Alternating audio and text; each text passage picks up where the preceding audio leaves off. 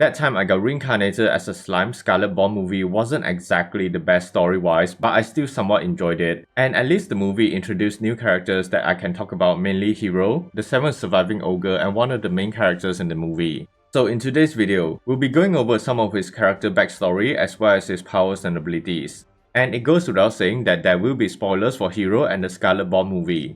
Also, if you enjoyed the video, be sure to give it a like and consider subscribing to the channel for more character breakdowns like this in the future.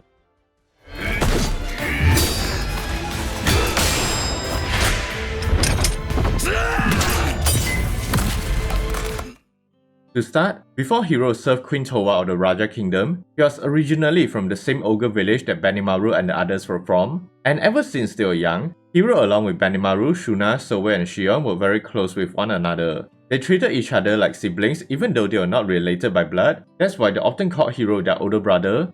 Now during their time in the village, they would spend their time playing together, but they also participated in combat training under the tutelage of Hakuro, as was the custom for their race. Because even though ogres are more civilized than other monster races in the Tensura world, they still follow the stereotypical militaristic and warlike culture of the traditional ogre race that we would normally associate with in other fantasy settings. Nonetheless, for Hiiro, it was discovered that he was extremely talented in combat, being able to easily understand and master all the swordsmanship, magic, and even mystic arts that he would learn. So as he grew older, his strength and talent for fighting allowed him to defeat almost every warrior in the village, and quickly earning the title of the strongest, surpassing even the ogre chieftain, Benimaru's father in terms of overall strength. The only person he lost to was Hakuro because when it came to pure swordsmanship technique, Hiiro still lacks the experience. That's why no matter how much he was beaten down by Hakuro, he kept training hard and putting in more effort than anyone else, never once complaining about Hakuro's difficult training, which likely was another reason that allowed him to become the strongest in the village. This also allowed Hiiro to start helping Hakuro train the other ogres in the village as well. He even developed the intuition and aptitude needed to become an amazing teacher like Hakuro, using his strategic mind along with his knowledge on weapons, magic and the mystic arts to help develop fighting styles that were able to bring out the individual skills and talents of the other ogres.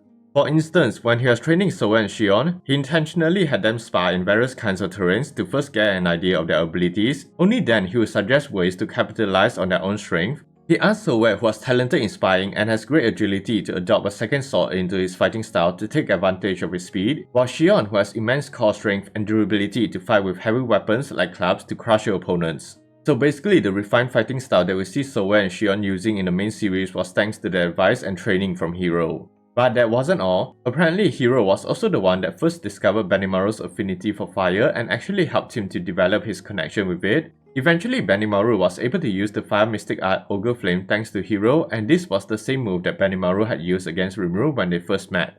But anyways, Hiiro would decide to leave the village so that he can use his talents for combat to make money for the village as a mercenary. And initially he had planned on simply going himself, but settled on bringing a few of the ogre warriors with him. However, many that respected him wanted to accompany him on his journey like Benimaru, Souei and Shion. But because they were still considered young in his eyes, he wanted them to stay behind in the village to continue with their training. Also, another reason is that since he was the strongest, the village would become defenseless if all the strongest people left. That was probably why he wanted them to stay behind. That said, before Hiiro left the village, he made sure to help develop and train everyone's skills as much as possible. He even sent Souei and Shion to gather raw materials to create weapons suited for them while practicing with Benimaru one last time. And funny enough, when Souei and Shion were gathering the raw materials, Shion overestimated her own deduction abilities, misunderstanding Hiiro's purpose, thinking that he was simply testing them. So they'll bring the raw materials back to Kurobe and asked him to upgrade Hiiro's Nagamaki, a type of traditionally made Japanese sword with an extra long handle. When Hiiro discovered their misunderstanding, it was already too late. Kurobe was done upgrading his sword, and that was actually how Hiiro got a long-ass sword we see him using in the movie. Now, the grade of this sword was unknown, but given it was made by a still unevolved and yet to be named Kurobe, it's probably only at the rare grade, although since Hiiro said it has never once broken, and it has been with him for quite some time, it might have evolved into a unique grade weapon. In any case, the entire village would throw a going away party for him, and Shion suggested that all the warriors challenge him to battle, so he was forced to fight against 100 ogres including Shion, Benimaru, Souei and Hakuro as well. And even though Hiiro was still unfamiliar with his new long sword, he was able to quickly acclimate to the different fighting style and incorporating the weapon to his battle wheel on the spot simply by listening to Hakuro's advice, really showcasing his talents for combat and how quick he can adapt. He was able to eventually defeat everyone except for Hakuro with only the two of them left standing, showing again what a beast he was. And mind you, each ogre roughly had a threat level of around B to A, so it was definitely an impressive feat. After the fight, Hiiro would leave the village with a group of ogre warriors he selected, and the ceremony was carried out by Shuna, the holy princess of the village, to give them a prayer of luck and safety for their journey. Once they left, they eventually came under the employment of Demon Lord Claimant, being part of his army for a period of time. However, when Hiiro discovered that an orc army was planning on invading the Great Jura Forest and Claimant was responsible, he broke his contract with the Demon Lord. His group quickly escaped, trying to return to their village to warn them about the orc army, but they were hunted down by Yamza, one of Claimant's 5 fingers. Although they fought bravely, they were all taken down by Yamza's forces, and Hiiro was actually holding his own against Yamza despite being injured. Unfortunately, he was caught off guard by Yamza's doppelganger skill. He was then left for dead, but luckily he and his men were retrieved by the agents from the Raja Kingdom. However, their wounds were too severe, and before they succumbed to their wounds, they begged Towa, the queen of the Raja Kingdom, to save Hiiro. Thus, Queen Towa would use her own life force along with the life force of Hiiro's comrades for the naming ritual. This allowed him to evolve from an ogre into a Kijin, healing all his fatal injuries, and his evolution increased his threat level to the Calamity class, meaning his overall existence value was now likely between 100,000 to 400,000. Moving on, when Hiiro awakens and after Towa explained everything to him, he quickly traveled back to his village, but as we all know, it was completely destroyed by the orcs. After he grieved for the loss of his people, he returned to the Raja Kingdom and decided to join the nation in order to repay Towa for rescuing him, while he hunted for the orcs that destroyed his village.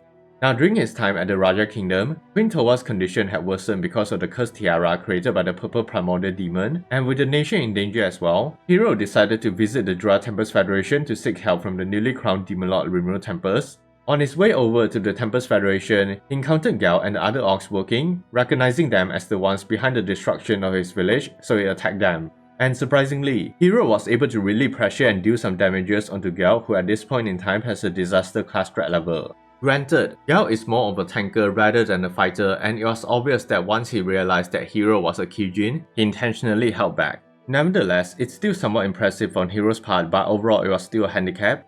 Although my only problem is the outcome of the fight, I honestly can't believe that Hiiro, who has been driven by revenge and suffered from severe survivor's guilt, and was constantly blaming himself for not being strong enough, was able to just forgive Gal for the atrocities that his race had committed just because Benimaru said, "Trust me fam."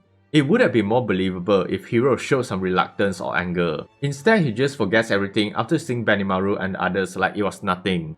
But I digress. Hiiro eventually met with Rimuru and was able to request help from the Tempest Federation, which was impressive because it shows that he wasn't just a typical warrior, he seems to be quite capable at handling diplomatic situations as well. So Hiiro was able to establish diplomatic ties with the Tempest Federation, effectively saving the Raja Kingdom from ruin and also Queen Towa because she won't need to use the cursed tiara anymore. It really goes to show the lengths that Hiiro is willing to go in order to help Queen Towa, although his personality of being straightforward and his worry for Towa is his biggest weakness as well, like how he was able to be tricked by the god-awful villain Laqua. For someone that is shown to be quite competent most of the time, Hiiro suddenly became an idiot during the movie's middle to end part, allowing Laqua to turn him into a Mad Ogre.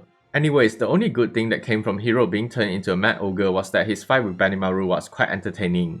And Hiiro's transformation likely gave him a temporary increase in his overall threat level to a disaster class because he was able to withstand most of Benimaru's attack, who at this point in time was also at the disaster class threat level, but it was also possible that Benimaru was simply holding back his strength. So we basically know what happened afterwards. Hiiro was defeated and there's not really any point for me to talk about the god-awful ending. But yeah, that's everything we know about Hiiro since the movie doesn't really go too deep into his character backstory. And regarding his own skills, he's a practitioner of the Oboro Ryu style, or also known as the Hazy style, a family of sword arts created by Hakuro's grandfather, an otherworlder named Byakuya Araki, and it was taught to all the ogres in the village. Also being a swordsman, Hiiro obviously learned various kinds of battle wheel, a fighting method that makes use of his natural aura to perform powerful physical attacks with effects that resembled magic. But aside from basic fighting techniques, it was revealed in a prequel manga called Scarlet Bond Volume 0 that he apparently possesses a unique skill called Berserk, or also known as Total Chaos, which are quite fitting names considering his tendencies to go berserk. He was able to awaken this unique skill when he tried to fight against an ogre bear that attacked the village when he was younger. The exact nature of Berserk is unknown, but it seems to increase the user's physical strength and capabilities based on how strong are their emotions like anger or love. And if you did not know, Hiro actually briefly appeared in chapter 105 of the Tensura manga in a flashback, so technically he has been made canon. Overall, I personally did like the idea of Hiro as a character, but the execution was simply bad, and maybe they should have given him more screen time to develop or focus more on his relationship with the other Kijins. Also, I think if Hiro died at the end of the movie, it would be more impactful to the story and characters, because it would actually be relevant to the theme of him suffering from survivor's guilt, or maybe having to reveal that Hiro became consumed by his thirst for vengeance, causing him to fight the Tempest Federation. The premise would be more interesting and the stakes would feel more realistic. Honestly, so many things could have been done, but regardless, Hiro at the beginning was a good character, and it was only until the middle to end part of the movie that he started to fall off. But what about you? Do you think that Hiro could have been better? And what are some changes that you would have liked to see about the movie? Feel free to let me know in the comments down below.